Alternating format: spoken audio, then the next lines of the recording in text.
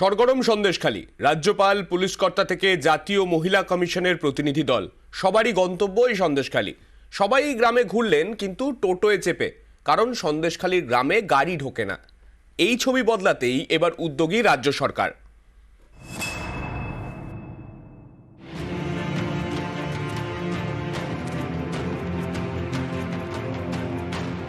অনেকে বলেন সন্দেশখালীতে নাকি দুই বেতাজ বাদশা, শেখ শাহজাহান এবং টোটো।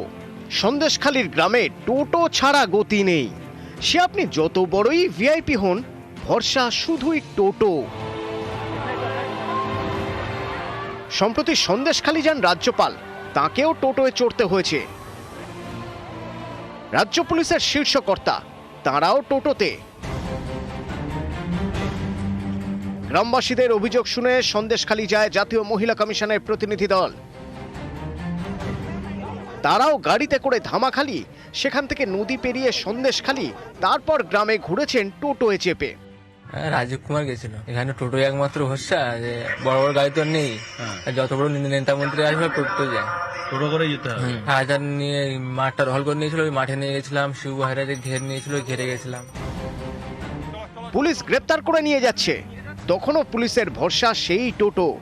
হ্যাঁ, টোটোই ভরসা। অন্য কোনো গাড়ি? অন্য কোনো ইঞ্জিন ভ্যান আছে। যদি মনে করে যে গাড়িতে যাবো, তাহলে এই গাড়িতে যেতে হবে। একাধিক নদী দিয়ে ঘেরা সন্দেশখালী, গাড়ি করে যাওয়ার রাস্তা নেই, তাই গ্রামে গাড়ি চলে না। ভরসা শুধু টোটো অথবা মোটর ভ্যান, যার সংখ্যা তুলনায় অনেক কম।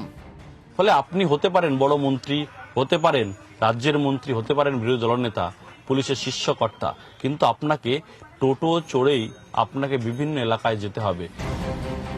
নদী ঘেরা সন্দেশখালী, ঢুকতে হয় নদী পেরিয়ে, তাই গাড়িতে যাওয়া যায় না।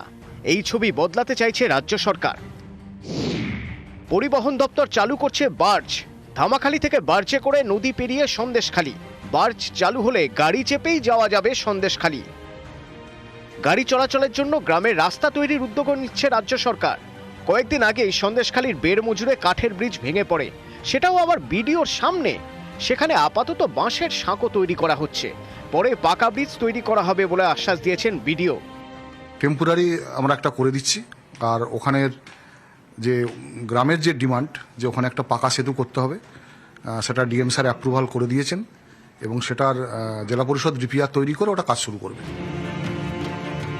নিউজ 18 বাংলা।